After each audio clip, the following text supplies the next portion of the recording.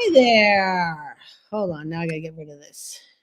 That was amazing. No, I think that was kind of cute. Yeah. Well, I'm sitting here on Facebook. Here we go. So we can share into the proper groups. Yay. Yay. Group. Here we go. So people in book club could actually watch this. Here we go. Okay, so welcome to the second ever live book club reading for Pet Groomers. Okay. So this month is Cassandra. Right. Well, Cassandra, do me a favor, introduce your book. All right. So I'm Cassandra. Some of you know me as the Unlimited Groomer, and I just came out in May with this Swamper. It's Blossom, an anti-compassion fatigue journal for pet professionals. It's kind of a mouthful, but I wanted to make sure you knew what this was for. So this is not a typical, over 800 page book that you're going to read cover to cover. It is a book that you are going to enhance your life through cover to cover with your own interactions. Because we're groomers, most of us, right? Like we're hands-on. But I designed this in a way so that it's not just groomers, although since I am one, makes sense, I can relate. But to preface the journal, let's take a step back and talk about compassion fatigue for a hot second. It's a buzzword, but it's also very, very real, same as burnout. And if we go in the Wayback Time machine, before I was a groomer, I actually had a coaching business, which was self-love and empowerment. And I got burned out really quickly because I was too successful too quickly. I was just taking on anyone and everyone. Can you relate? So I needed to put the pause on that. And I was like, I don't know. And my mentor, which always get a mentor, was like, you have to have a niche. You have to have a niche. And I'm just like, but it's self-love and empowerment. There's so many broken people. We all need it. And I just couldn't scale it any lower. So I was like, okay. And then I got into grooming. And it wasn't until about 5 or 6 years ago now, I discovered, and I've been grooming for somewhere in the ballpark of 15-ish years. And it wasn't until about 5 or 6 years ago that I even knew that continuing education was a thing. And so I went in, and I've always been a lifelong learner, and I just soaked it up like a sponge. And my first ever event was Intragroom. And that's where I met some really amazing industry people who I am so fortunate that I can actually call like legit friends who I'm texting every day there. And every class that I went to, there was this elephant in the room. And this was 5 or 6 years ago, mind you. And I guess people just didn't really know how to approach the subject or whatnot. But everyone kind of dipped their toes into like, oh, by the way, mental health is important. Take care of yourself. That's where it stayed. So I have a background. My original degree was psychology. Technically I'm a semester away from a degree, but I was like, oh, shiny, music business management. I'll go do that. And then when I can't hear anymore, then maybe I'll be a psychologist. So I have a background in psychology. I have almost 3 decades worth of really deep dive personal development that I've spent thousands on for my own personal mentorships, books, like you name it. And so I started coaching, and I started the Unlimited Groomer podcast as a way to connect with pet professionals and get that out there. And then over the past few years, I've been super fortunate to actually get on some of the biggest, if not the biggest stages in the grooming industry and be able to connect with a lot of people that way. And there's just been this need. And I'm always like a paper journal person. Like I'm literally looking at my desk right now, and I've got a planner here. I've got a planner on my phone. I've got my book. I've got all these things. I've even got a calendar on my thing. I love having those, and I need those physical reminders. And especially when it comes to writing things versus typing things. The science has proven it. There's a magic that flows when you're outsourcing from your brain to your hand, and it just tends to work better. I think it's something to do with the EMF frequencies of the phones, but it just tends to flow and work better when you were writing. And I've always been a journal fan. And so what I did is I decided to take all of that knowledge of what worked for me. So I cherry picked through all these years, all these programs, all these things. So, I mean, one could kind of argue that this is like a $5,000 book, but not for that price. But that's where the wisdom is coming in from. And from some of the feedback I've had from both the exercises and stuff that are in here that I'm going to share with you, but also just the layout and the questions. It's gotten really good feedback. And I am planning to expand this to other industries that deal with burnout as well. And I had already kind of had this in the back of my mind, but one of my groomer friends was like, before this published, she's like, hey, my mom works in dialysis and she would really, I was telling her about your journal and she wants one too. Because we're not the only career that deals with compassion fatigue or burnout, but this is our career. So we get it. So, as is right now, anybody can use it. It's a standardized format, but what makes it extra personal for us is I am so grateful that I've had so much support from so many industry people. And Mary, I think I asked you in Super Zoo, or I got too intimidated and I got scared too. But so I apologize. But in the next editions, I'm going to get some quotes from you. Okay. But every single day. So the reason this is so huge is because I love annual things. So this is literally 2 pages every single day of the year. And why is it so big? Why did I make it 2 pages? Could I have condensed it? Yeah. Most of us are neurodivergent. Most of us have a really hard time sticking with new things unless we're activated and we're engaged. And so I don't know about you, but I lose this thing at least 20 times a day. And so I wanted something that was like, yeah, you're gonna not really misplace this very well. I wanted to make sure that it was in color because color is engaging as well. And speaking of color, there's actually things that you can color. And I wanted to, Mary asked me earlier, why did you date it? Personally, I like dating because then it's my own personal accountability, because if I don't have a date there, I'm like, la, la, la, la, la. A few days went by and I'm just like, oh, whatever. But I'm trying to be more disciplined. So if I know that I've got a date there, I'm like, ah, crap. I gotta get on that. But this isn't something for you to feel guilty about if you miss it. I've designed it in a way that that's just there for you if you operate like I do as well. However, one of my 2 announcements I wanted to make on this today is early next week. I'm waiting for the confirmation from the ISBN registry. But early next week, the undated planner is coming out. So that is going to be evergreen. But I designed it so that because an 800-page book is really kind of expensive to print, let alone buy. So if any of you have seen this on Amazon and you've seen the price, no, it's not a typo. I'm sorry. It is what it is. But like I said, it's basically a steal if you think this is actually like $5,000 worth of education. But I wanted to make something way more cost effective. And the best way to do this was to break it down into quarterly. So before we even think like, well, I don't even know what's in this, shall we? Let's go. All right.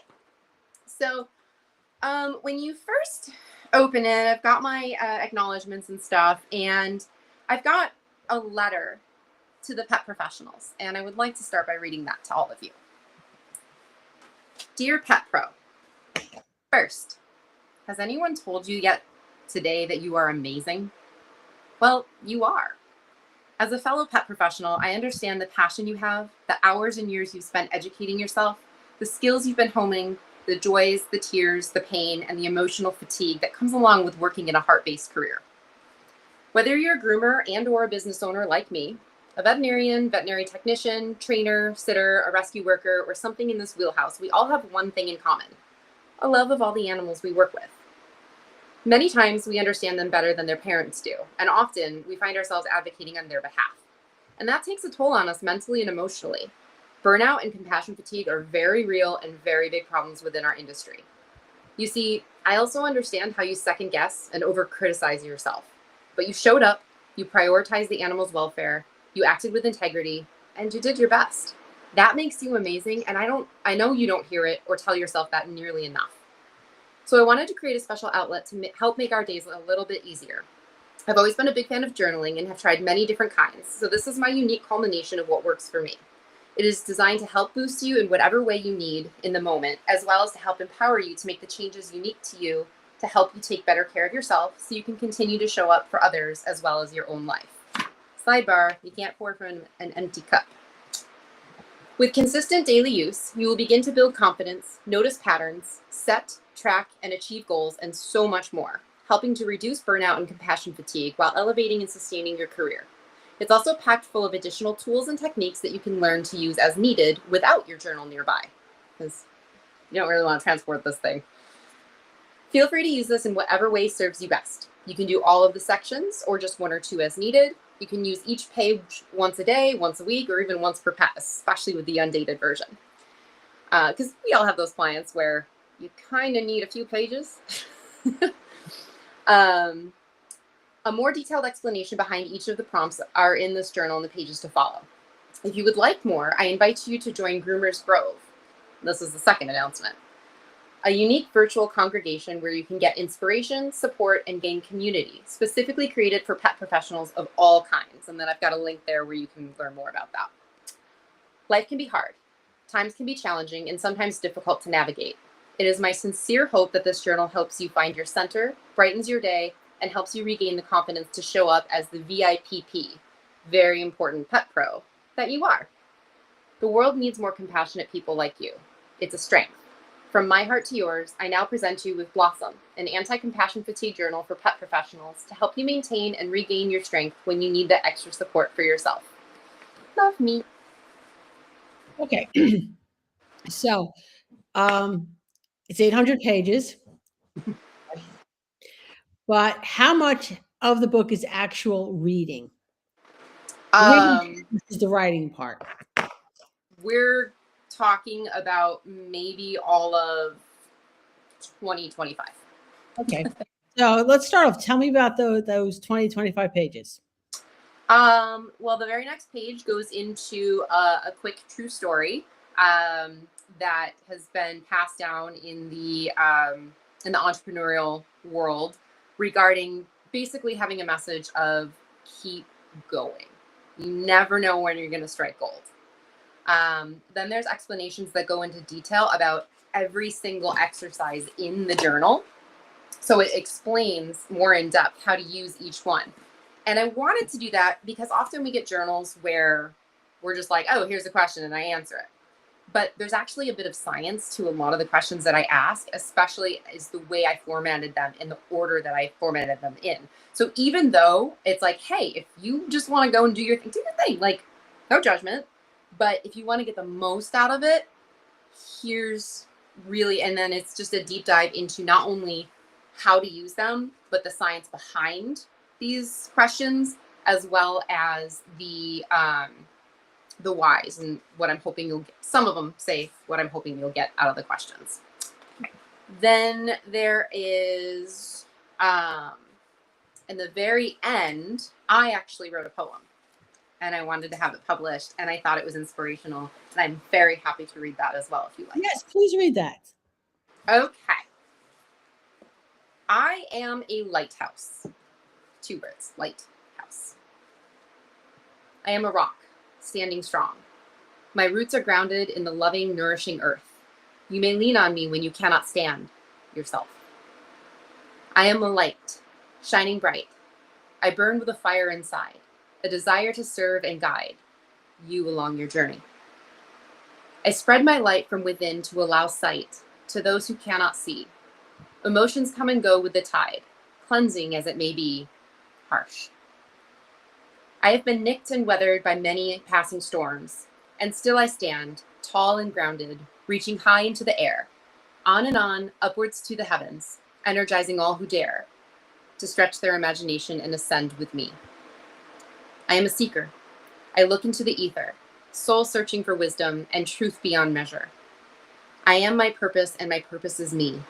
It is what I am made of which sets me free, casting light to the shadows of the deepest sea, giving comfort from worry so you can just be. I am a lighthouse. One word. Oh, very nice. I like that. Thank you. All right. So, one of the other things I wanted to talk about for the authors in our industry, all right, because there are several of us. Yeah, I've been finding it out. It's awesome.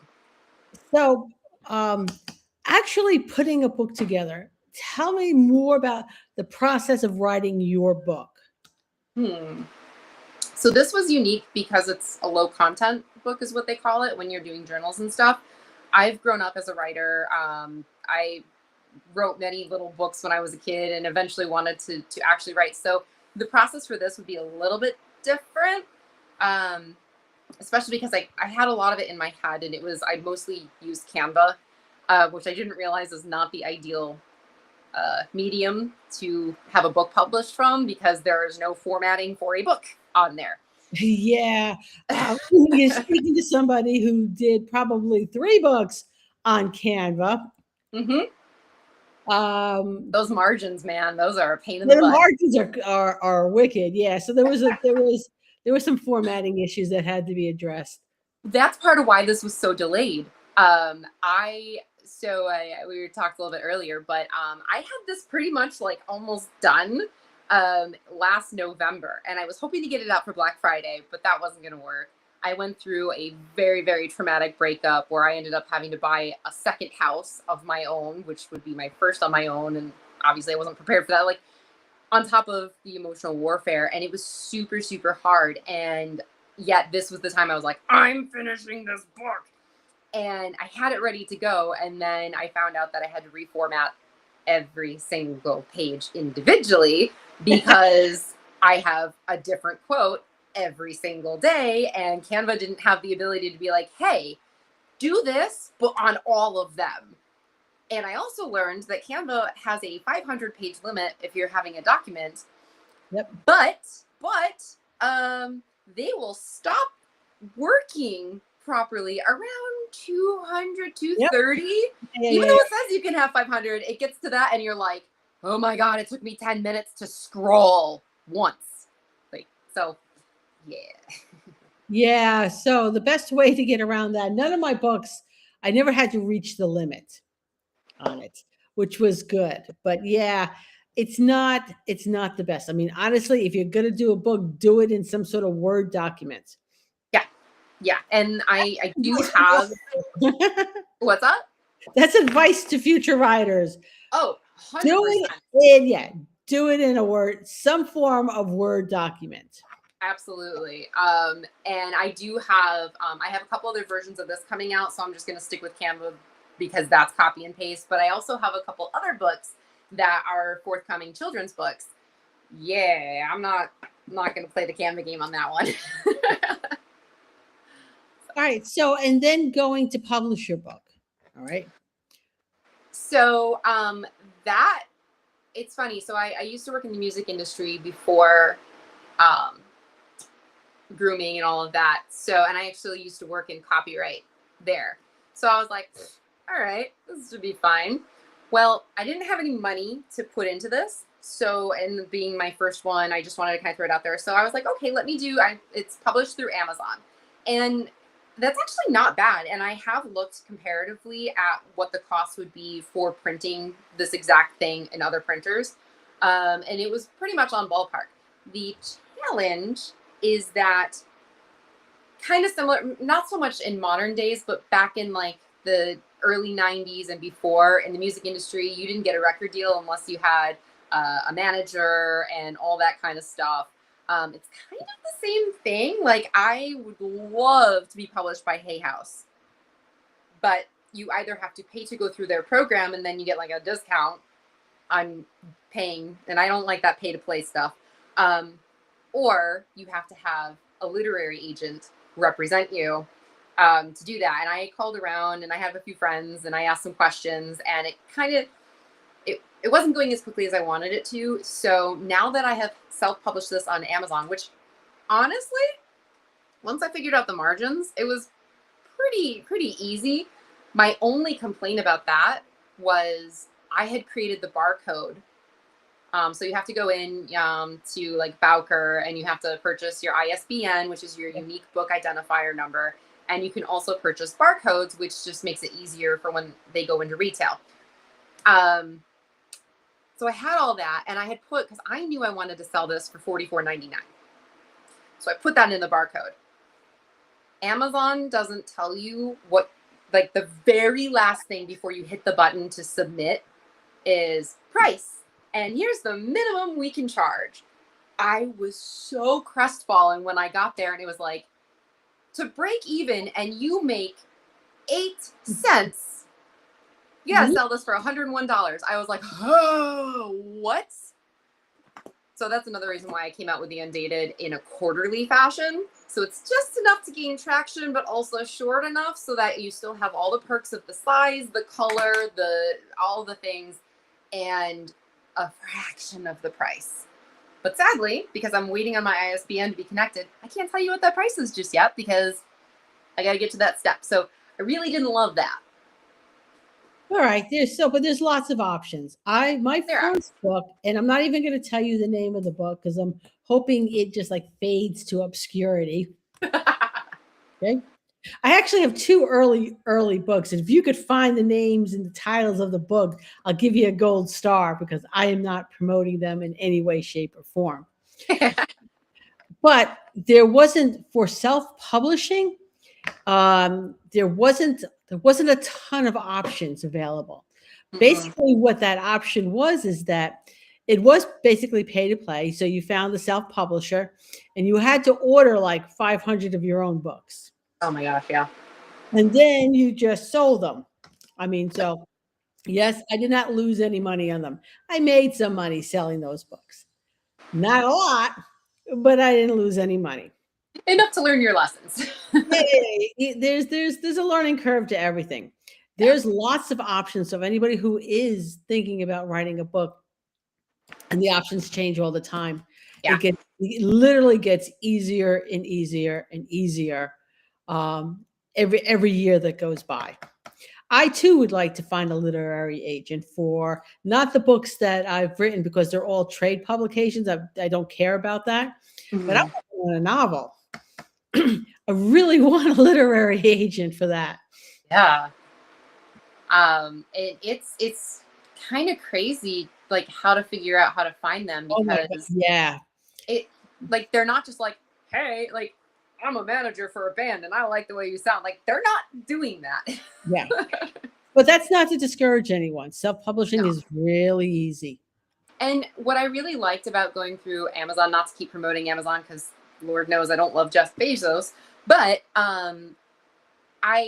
it's the way to gain traction and get started. And then, hey, once this starts making a couple of bucks and I'm out nothing other than what I paid for my ISBN, then I can take this and say, hey, Mr. Publisher, I have this. I don't have a literary agent yet, but it's doing pretty decently. Here's my statistics.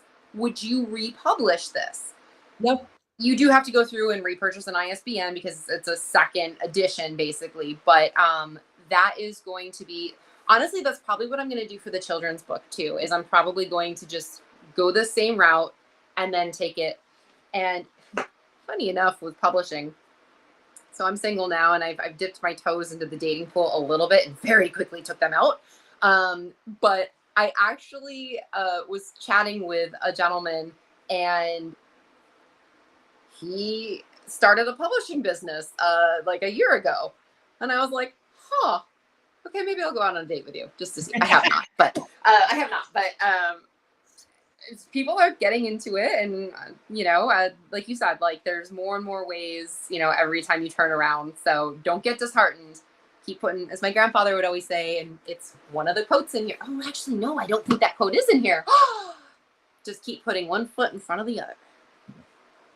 So do it. If you have a book in you, get it out.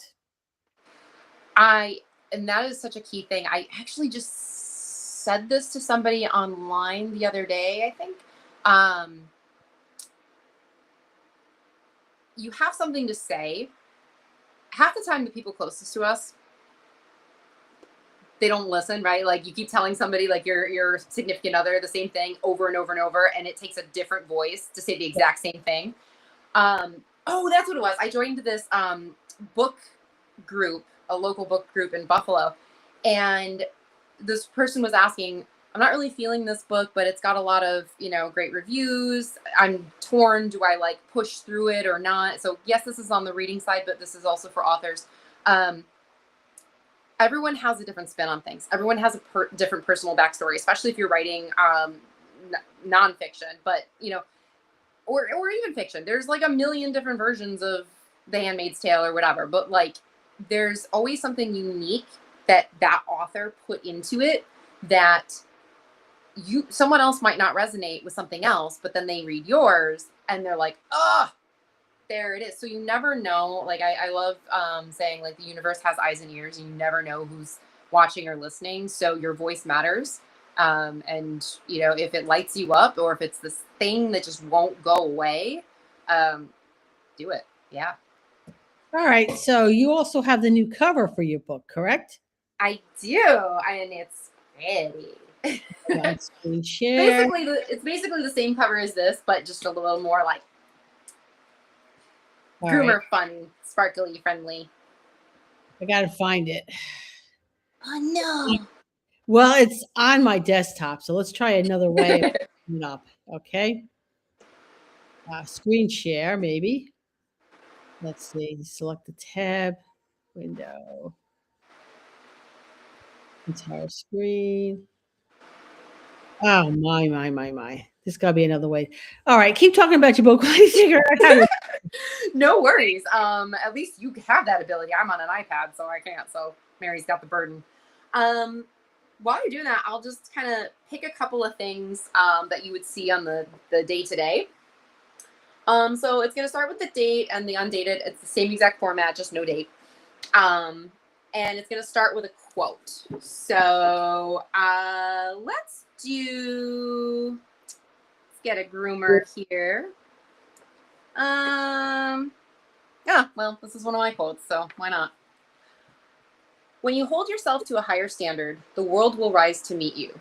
You may just need to be a little patient.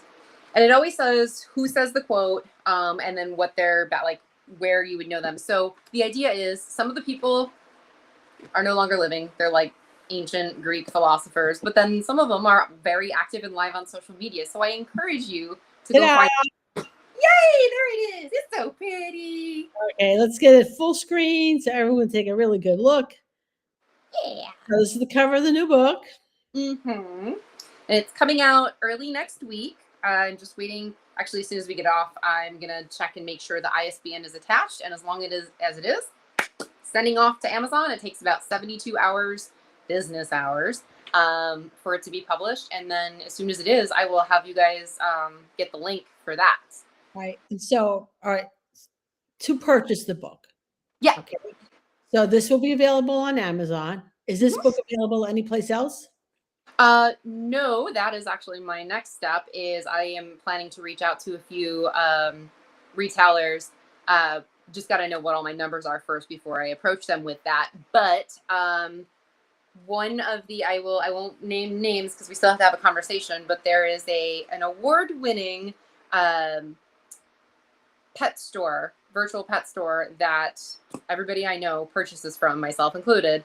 And when I approached them for a quote for the book last year at Heroux, they were super excited. And they asked me if I asked them for a quote, they asked me if they could sell it. So I'm hoping to be all over the pet industry space soon. But right now it's just on Amazon. Okay, very good. So Cassandra, thank you for being here. Next month, book club, a live book club reading will be with Amanda McGrath on her book. And that'll be on September 1st, I believe 1:00. Watch for the event. I'll be posting that everywhere. So everyone, thank you. And again, thank you so much, Cassandra. Oh God, thank you. It's amazing to just always be around you. You've always got some like encouraging energy around. So I appreciate it. Thank you. Okay,